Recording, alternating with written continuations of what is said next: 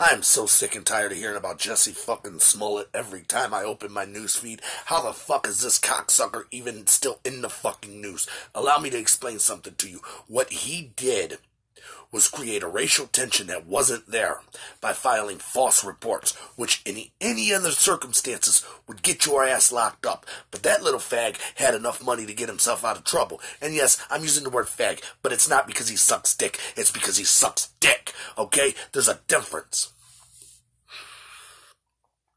Every time I open my newsfeed, all I see is Jesse Smollett this, Jesse Smollett that. He wants to go around calling himself the gay Tupac. Can we please skip to the point where he gets shot in a car?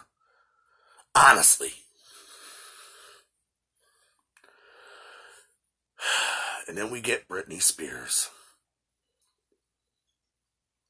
You're only allowed to have one nut job fucking session in your life.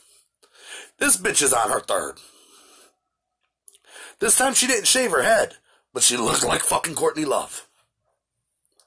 All out of sorts and shit. And my wife made a good point about that too. She said that they took 1,000 pictures and they only used the worst one to publicize. And that's probably true. Not only that, it's kind of fucking heartless and real douchebaggy to catch somebody on Easter when they're leaving a rehab facility trying to get better to themselves. That's kind of fucked up. But still, you're only allowed one mental breakdown in a lifetime. Sorry, you're over your limit. We don't care. Get the fuck out of here. The only time I'd hit you, baby, again is with a fucking shovel before I buried you in the backyard. Fuck you, bitch.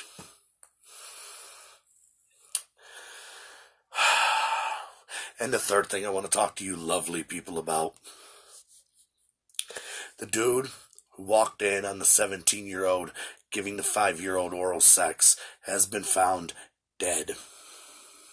Now, I see some of you people talking about, oh, well, he took the GoFundMe money for the attorney, and then he copped a plea so he'd get out of trouble. Allow me to explain something. First-time offender means he was never caught doing a crime before.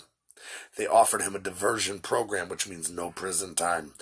I would have took that deal in a fucking heartbeat. No need to drag it out.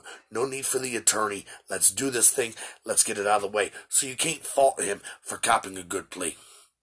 Jesse Smollett paid to get out of trouble. I don't see y'all faulting him for that shit. So shut the fuck up, Buttercup. Now he overdosed. Supposedly, we don't know.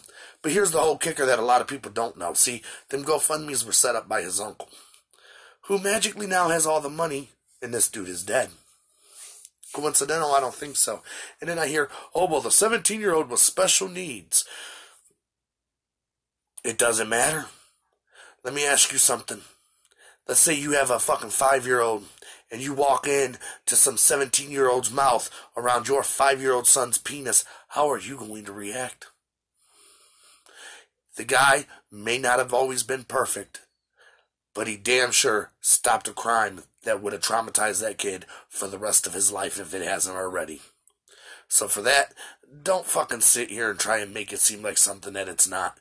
The dude did what was right, and some bad shit has happened to him. And I wouldn't be surprised if we found out it was a fucking overdose from somebody else, an actual murder thing, maybe his uncle. I don't know. I'm not speculating. I'm just telling the facts. By the way, May 2019, Squared Table Degenerates, the podcast. I finally am going to have a fucking avenue to talk more shit than just what I talk on stage. You want to really hear my opinion about some shit? Tune into the podcast, because you're going to get this, the same exact thing that you get in my videos and that I've been lacking for a long time, and I haven't been able to bring that energy and that fucking angst out to you in a long time because I've been trying to be PC and play it nice and cool and trying to garner fans. And then I came to the realization that either you're going to love me or you're going to hate me for who the fuck I am. And I don't give a fuck whether you like it or not, to tell you the truth. 300 pounds of jelly-filled sex appeal to quintessential soda muffin, the over-blubbered lover. Don C. I love you all, wonderful motherfuckers. Don't you ever forget it. I stated my point. Catch me on the podcast. More will be revealed about it soon. We got a great team working on this shit, and it's going to be something very special for y'all. I'm out.